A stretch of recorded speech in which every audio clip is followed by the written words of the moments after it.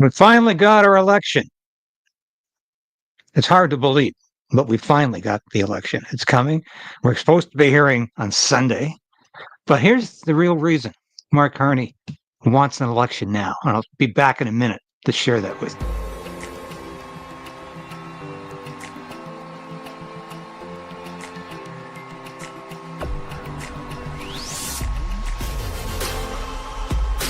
We need political change.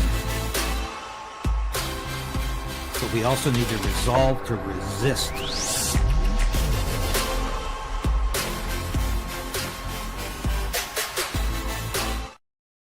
Yes, please like the station, subscribe if you want to, resubscribe if you must. Your support is really, really important. These are chaotic times, folks. Very, very chaotic times. It's hard to keep up with the news, and my apologies for being away for a few days here. But we have to understand what's going on here. This is a setup. This is all about Mark Carney becoming prime minister and staying as prime minister. Now, why does he want an election right now? Because he's got 120 days before which he does not have to reveal his financial situation. He does not have to do the big reveal. And it's going to be a big reveal. This guy has got his thumbs in a lot of organizations. He was a leader of an NGO that was called a climate cartel by the U.S. Judiciary Committee, the House Judiciary Committee. He's a guy who's made all kinds of money over the years. And going to be an election from May 28th. No, sorry, April 28th or May the 5th. I'm betting it's going to be April. And that's, I had to laugh at this. You remember Evan Solomon, the art critic? Yeah, he's running in the election.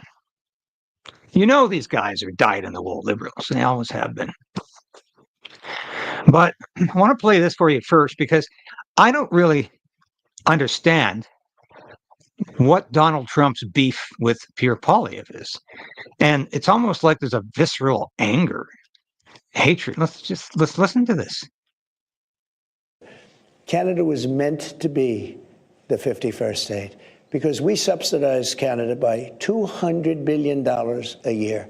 We don't need their cars. We don't need their lumber. We have a lot of lumber. We freed it.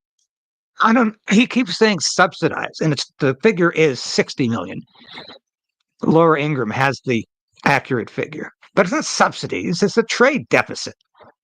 It's not a subsidy. As you know, last week we're freeing it up so that you can actually cut down a tree without being, given the death penalty.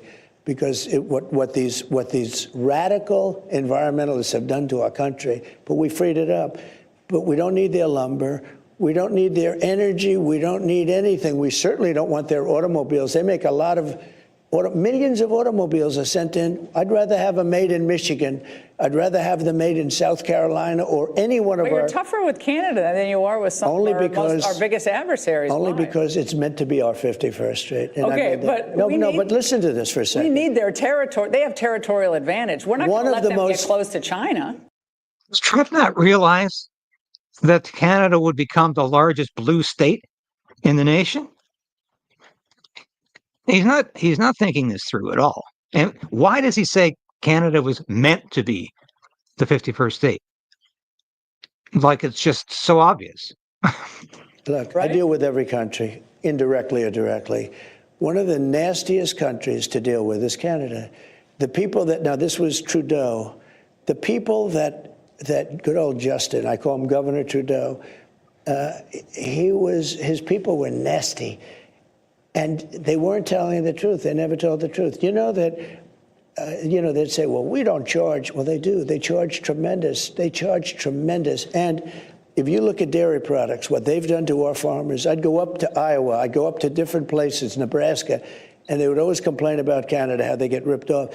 Do you know that Canada has a 250% tariff? 250. Nobody knows that.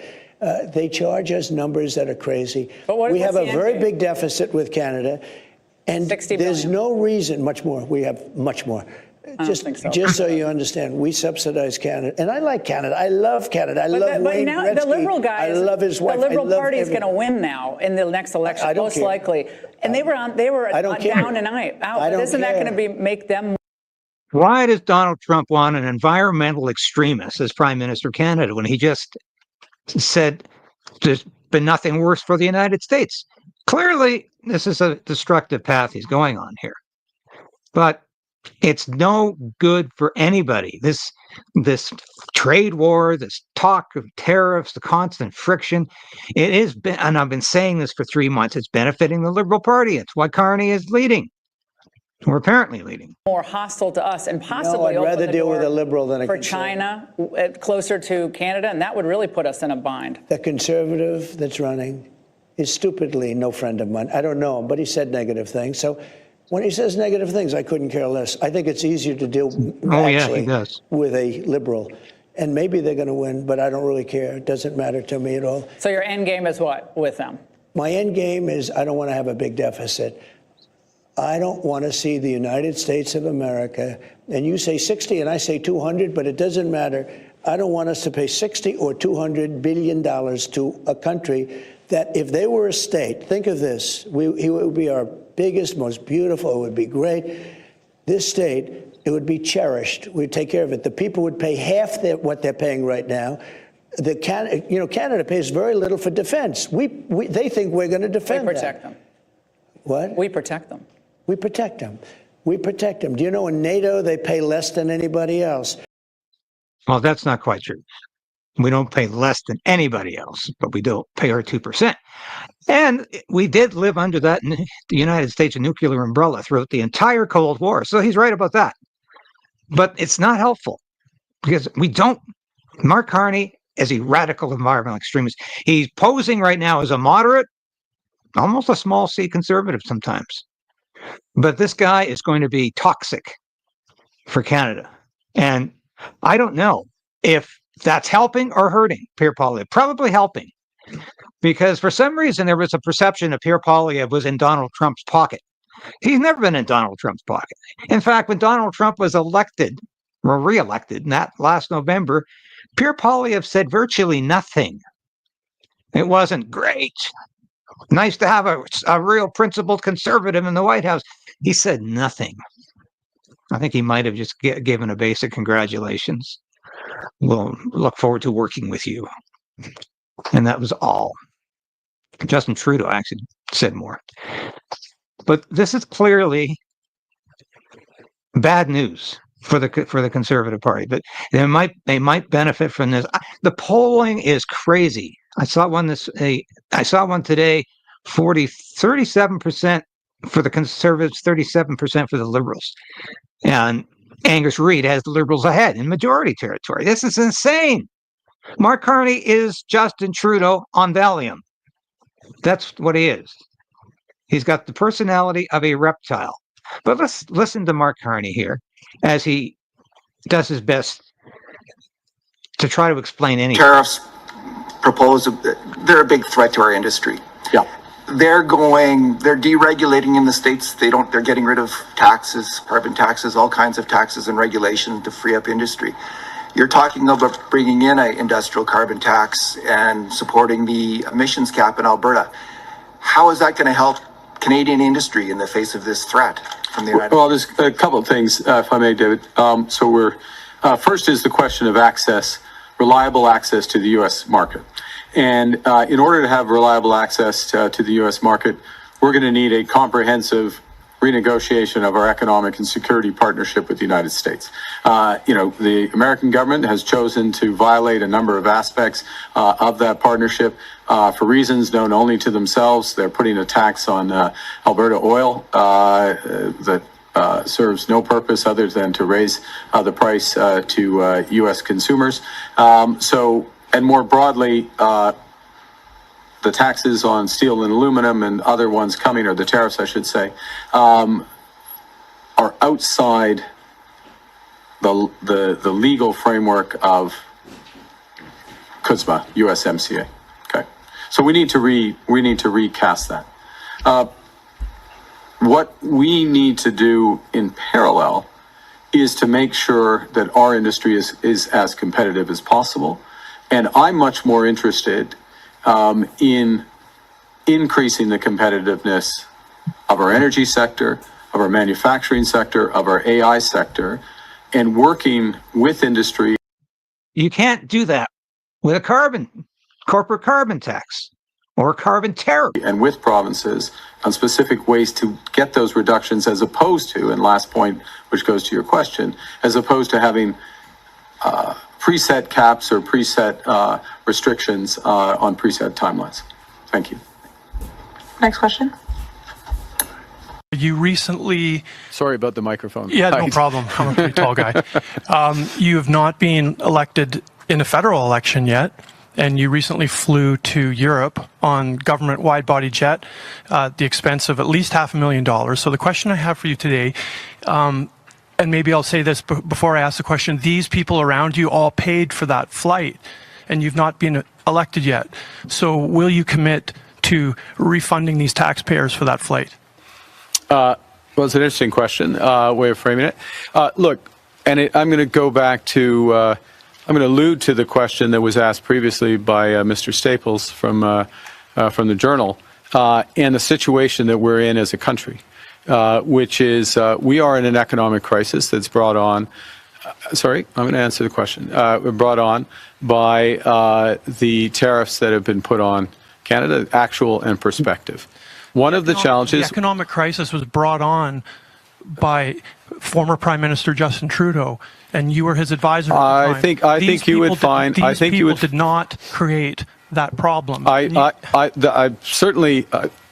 hey, nobody in Canada created that problem. Nobody in Canada created that problem. The U.S. government has decided to put tariffs on all of its closest allies.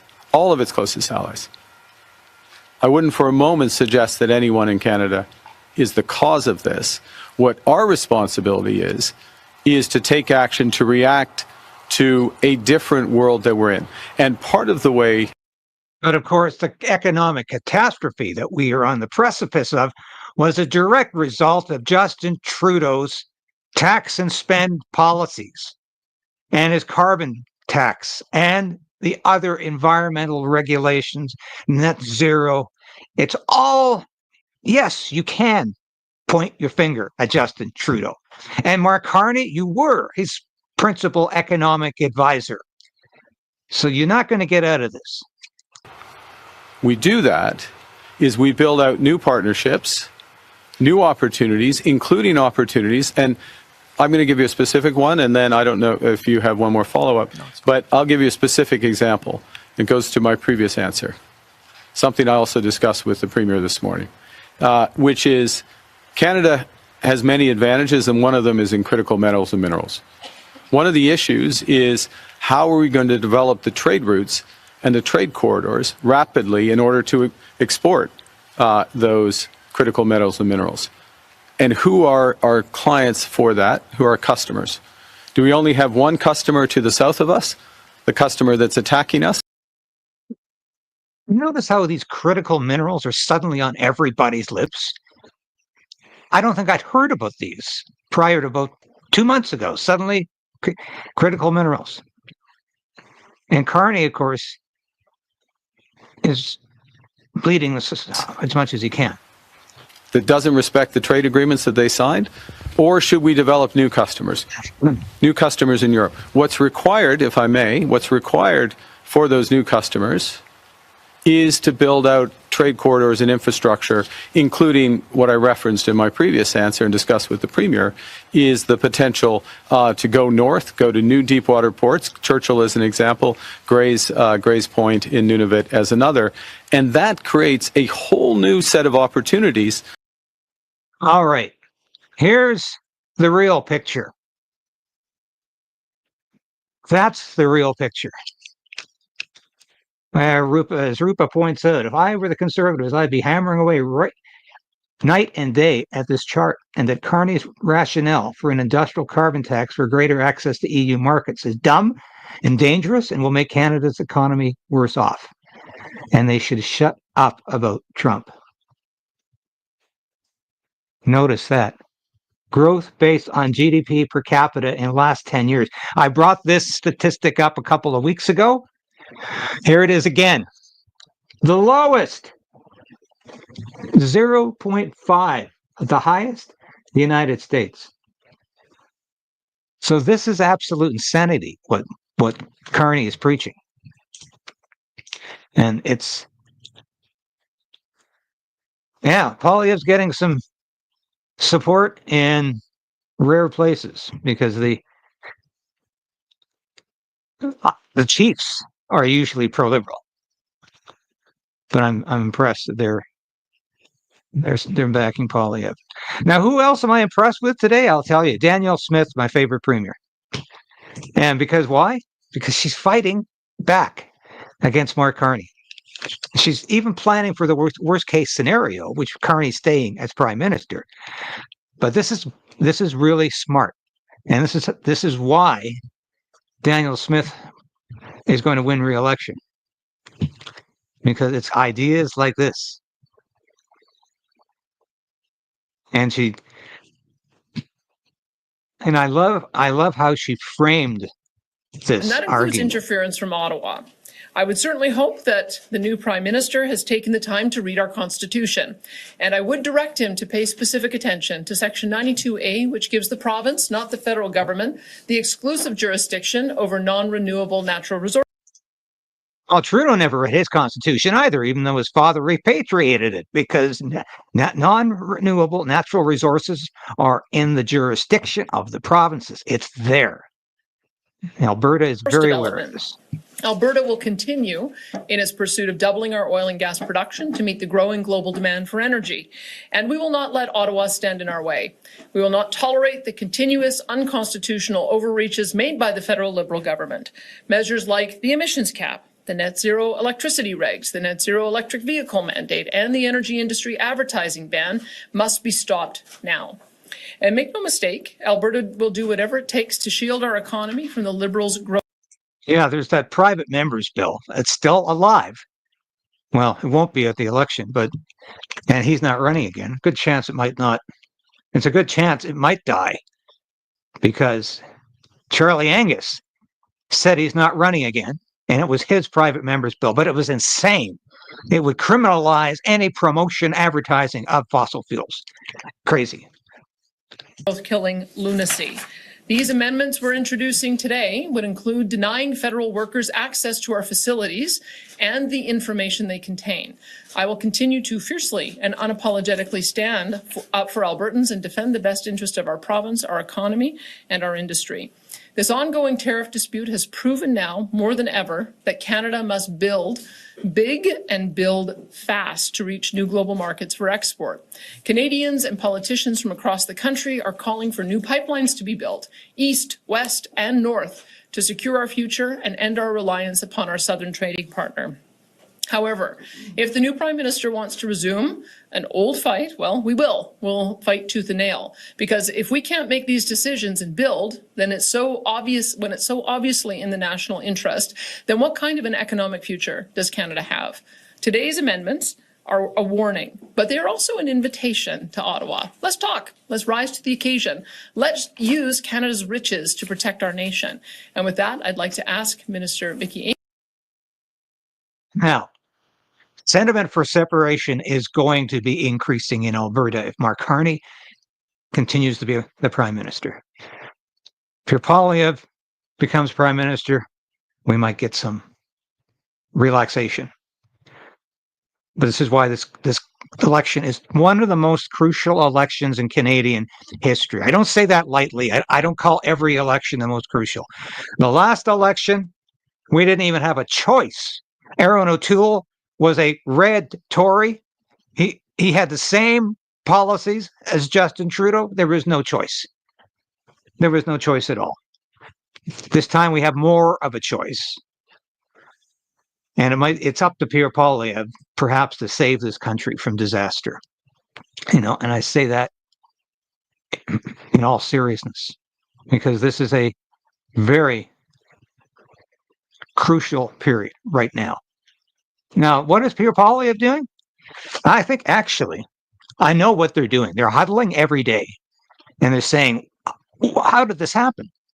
On January 1st, I had 47% in the polls. That was the only time we ever had a conservative majority, because the People's Party of Canada, I think, had 3 or 4%. So it was 51%. I noted that at the time. The only time we've had a conservative, small c conservative majority I've ever seen in the polls. And it's just evaporated. You know, I was doing a radio interview this morning, and I used the word,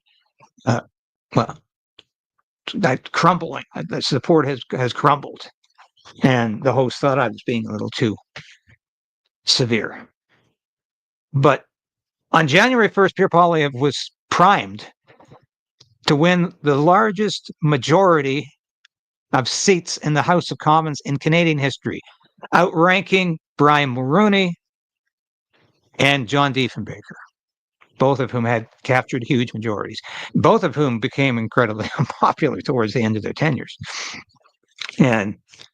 But how do you wake up and you say, how did this happen? So they are doing a lot of communications right now. And now that Trump has distanced himself from Poilievre doesn't need to keep whipping Donald Trump. He can stop anytime, because a lot of conservatives like what Donald Trump is doing. They are the voters who are most energized. They are the voters who are apt to get out and vote on Election Day. They are the grassroots. They are the ones who are most apt to be casting their vote for a conservative member of parliament. They're motivated. But here's Pierre Poilievre. I think this is a good strategy. After a decade of liberal keep-it-in-the-ground ideology, the Ring of Fire is on the brink of collapse, not to mention that Bill C-69, the liberal no new pipelines and resource law, is still in place, making it impossible to get anything approved. A decade has gone by where Canada has had the worst economic growth of all our competitors. The American per capita GDP has grown 40 times faster than Canada's. Investment is leaving our country and making America stronger. The liberal gatekeepers and red tape have devastated our country before Donald Trump's tariffs, and they are an existential threat after those tariffs.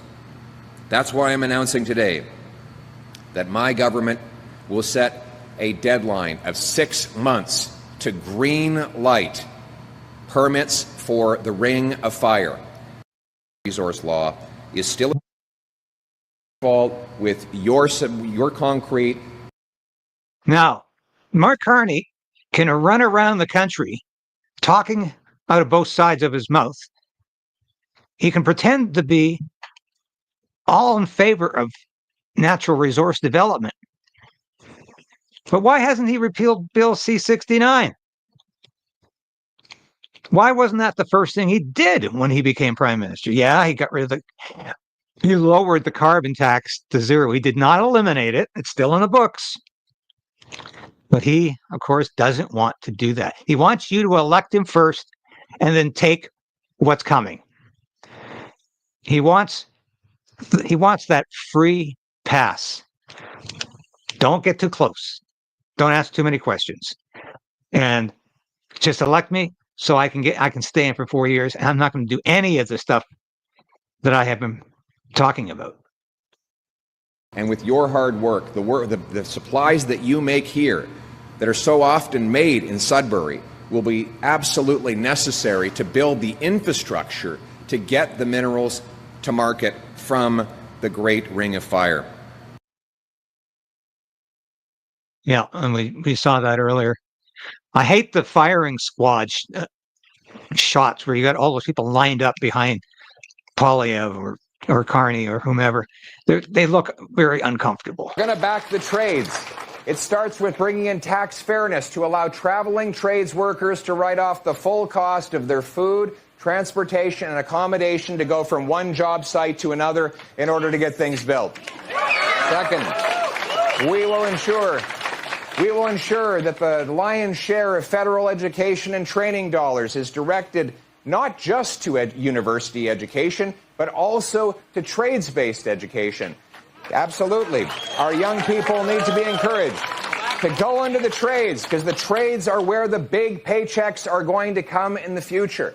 And finally, I'm going to be sending a big, beautiful present to every single high school principal. It will be a box about the size of this stage. And in that box will be modules for every single licensed Red Seal trade for pre-apprenticeship programs that they can voluntarily take on and provide to their kids in the schools.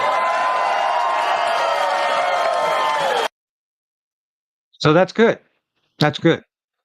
Because it's about real jobs. And there are so many non-jobs, consulting jobs, doing environmental consulting. There's so many climate change jobs that are completely worthless. And I really like a comment. Well, first I want to show you this. If Donald Trump doesn't like you, you get that. He makes you understand that really quick. If Donald Trump thinks you're a bum, Donald Trump thinks you're delinquent, Donald Trump thinks you're an idiot, he'll tell you. He's quite honest about it. Now, Carney was asked about Donald Trump, and he delivers one of the most awkward rejoinders I've ever heard. That President Trump's goals and motives in Canada were to economically crush the country in order to annex it. I know you've only been in power for a few days, but I'm sure you've had briefings and meetings. And I wonder, ahead of this phone call with President Trump, do you share Prime Minister Trudeau's assessment, or have you made your own personal assessment about what President Trump really wants from Canada? Well, I think first and foremost, I think what President Trump wants, he wants several things. One is he wants to end the fentanyl crisis in the United States. I respect that. He wants good, high-paying jobs in America. He wants more investment in America. He wants repatriation of many American industries and firms to the United States. So, and I fully respect that. I think he will respect that as Prime Minister of Canada, I want to end the fentanyl crisis in Canada. I want to grow good, high-paying jobs in Canada. And of course, I want to protect with my colleagues and reaffirm and reinforce our sovereignty of all of Canada. So that's the starting point for the discussion. Very, very, very strange. I'm not even sure what he said.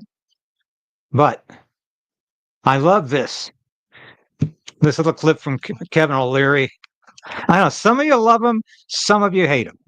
But when he was running for the leadership of the Conservative Party of Canada, I interviewed him several times. Didn't really agree with him much on social issues, but I thought he was a breath of fresh air fiscally.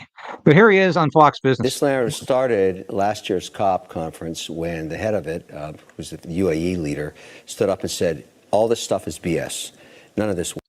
Now, if you didn't hear him, he's talking about the COP, that climate change conference they have every year. And they had it in Saudi, they had it in the United Arab Emirates, and the host country thought it was all a lot of BS.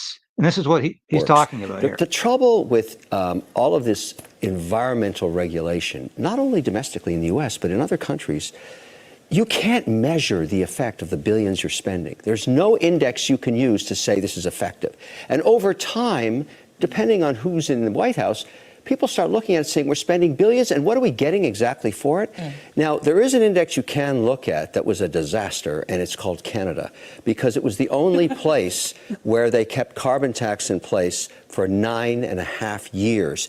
It crushed the economy. And you can easily look at it, parity on the Canadian dollar when Trudeau came into power, and now down 41%.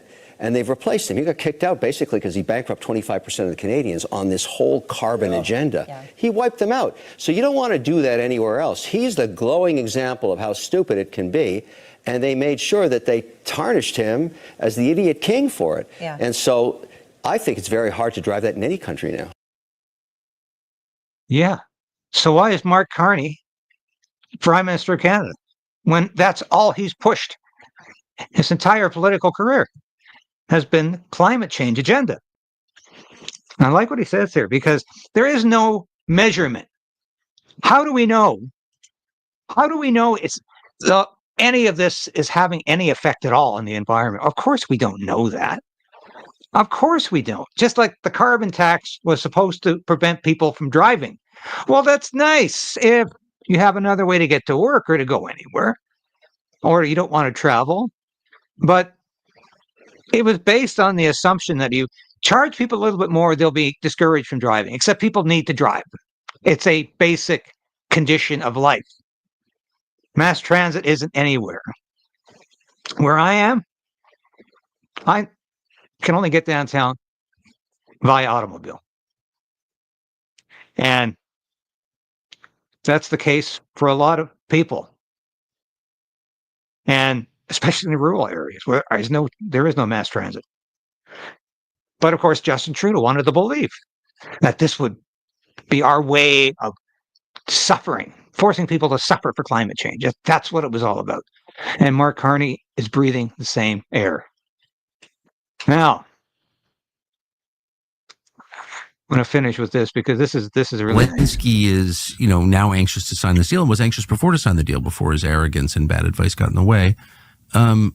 Maybe what this really is a way to change U.S. policy and sort of have us try and force the Russians to withdraw from Crimea and eastern Ukraine, which of course is not going to happen. Well, yeah, there's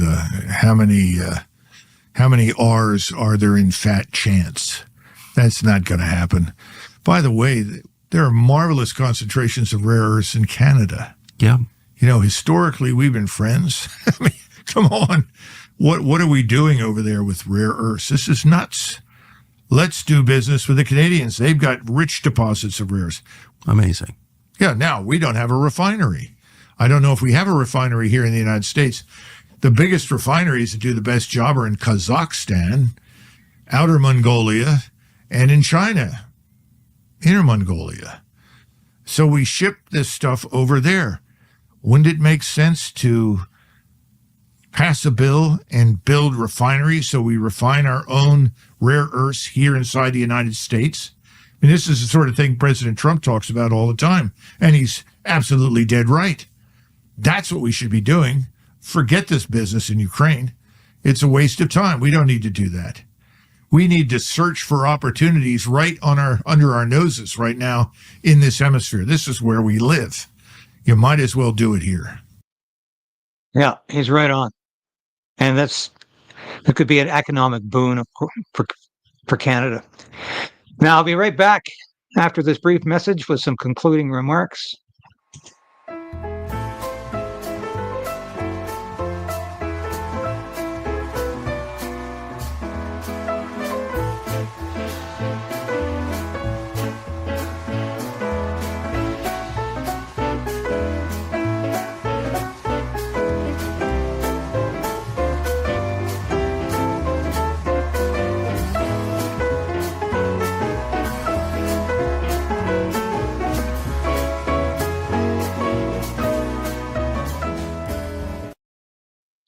So we have to keep on Mark Carney. This guy is a fraudster. He's a phony. He's all about the climate change agenda. He's all about net zero. He's all about those policies. And you think he just changed last week? Now that he's prime minister, he has a whole different set of priorities. No. But watch this election. Don't give up. Poilievre has got a good chance. And I believe the more we see of Mark Carney, the more he opens his mouth and says incredibly stupid things, the more he reveals of himself, the less Canadians are going to like him. And I don't think this Carney mania, whatever the hell is causing that, is going to last. I think this is a manufactured politician. That's what I said from the very beginning about this guy. It's a manufactured politician, and this is all about keeping the globalists in charge of your life. And Carney's got other plans too, like a digital currency, digital bank. That's where this guy comes from. Thank you for watching today, folks. I'll be back again tomorrow, I promise. with more of the news you need to know, and let's continue to resolve to resist.